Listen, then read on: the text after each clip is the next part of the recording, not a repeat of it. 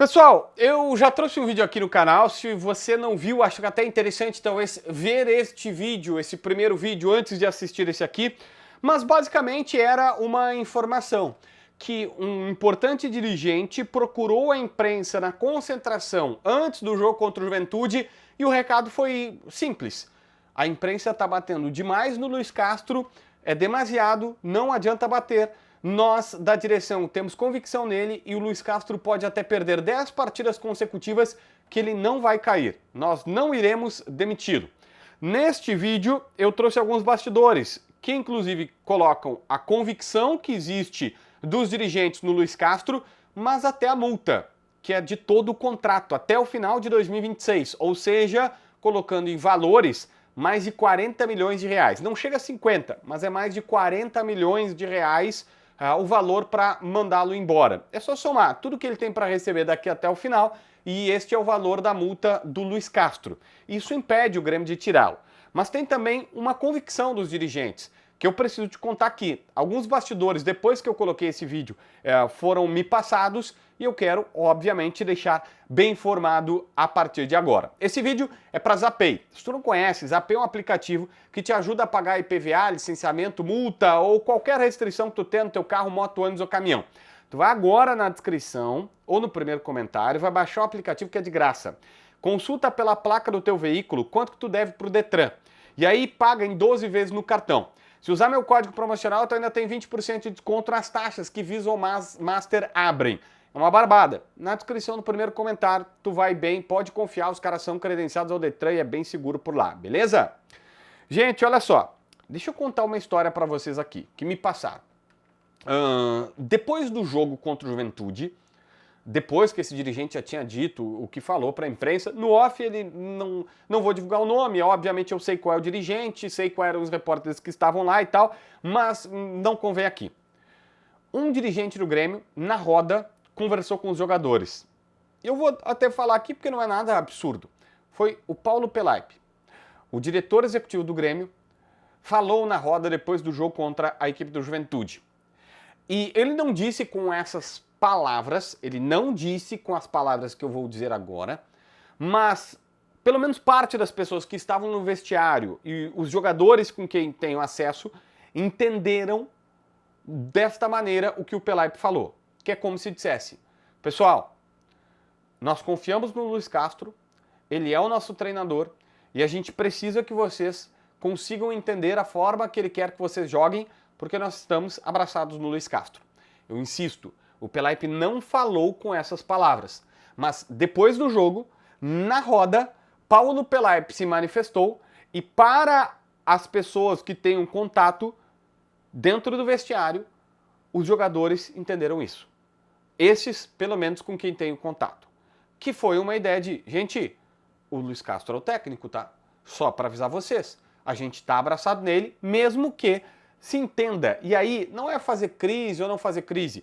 Ficou claro quando o Arthur, quando o Marlon, quando o Carlos Vinícius, quando o presidente, todo mundo fala que os jogadores precisam... O presidente falou que os jogadores precisam internalizar o que o Luiz Castro está pedindo deles. E quando... Tem um detalhe aqui. Esses três jogadores, o Marlon, o Carlos Vinícius e o Arthur, foram na entrevista defender o Luiz Castro, depois do jogo. O que nos contaram estava todo mundo na zona mista, eles passaram e aí na volta, depois de conversarem, veio todo mundo com o mesmo discurso.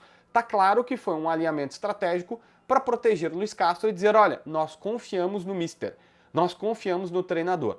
Então, o recado que eu tenho para te passar há uma frente muito grande de dirigentes do Grêmio, interna e externamente, estou falando um ato interno aqui que aconteceu no vestiário da Arena, estou falando um ato aqui que aconteceu no bastidor da concentração, na zona mista do estádio, em que todo mundo está se mobilizando para blindar o Luiz Castro e dizer, ele é o nosso técnico.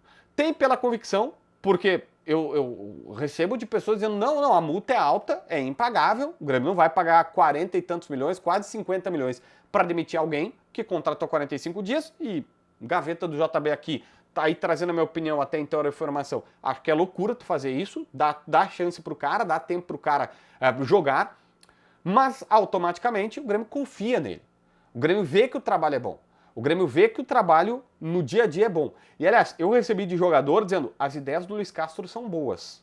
A única coisa que, pelo que eu tenho, ficou meio assim para algumas pessoas é o fato do Luiz Castro ter um jeito muito desprendido de mudar rapidamente. Vou explicar.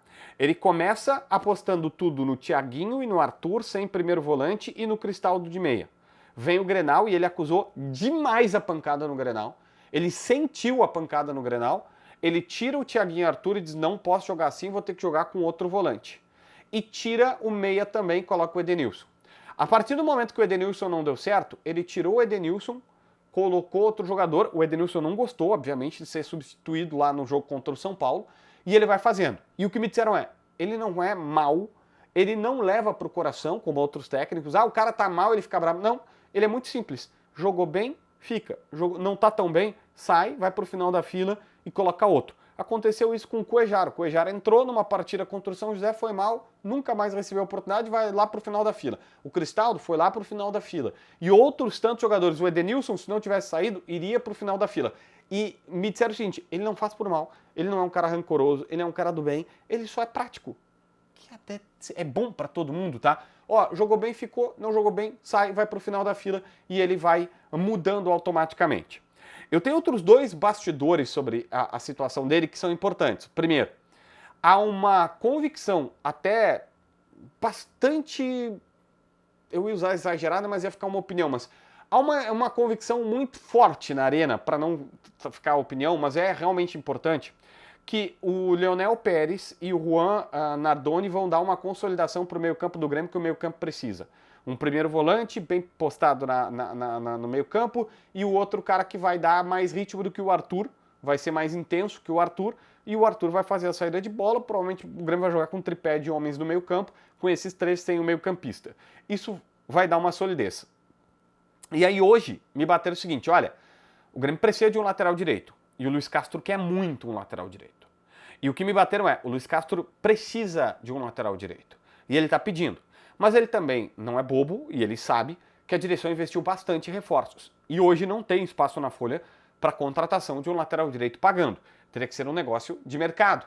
Uma troca com o Vasco pelo Paulo Henrique seria o sonho de todo mundo. Mas isso não deve acontecer, tá? O Vasco está meio que irredutível e tem suas razões por conta disso. Mas eles entendem que o furo da bala hoje do time está na lateral direita. Contratando o lateral direito melhoraria muito a situação. Mas só de ter os dois volantes, que só vão estrear contra o Atlético Mineiro dia 25, já melhora bastante a coisa. A partir do momento que se tiver um lateral direito afirmado, melhor do João Pedro e Marcos Rocha, pelos motivos que nós já conhecemos, a coisa melhoraria bastante. Esses são os bastidores que descobri mais recentemente sobre o técnico Luiz Castro, tá bom? Se inscreve no canal, assina a notificação, deixa teu like, comenta aqui embaixo para ver mais vídeos.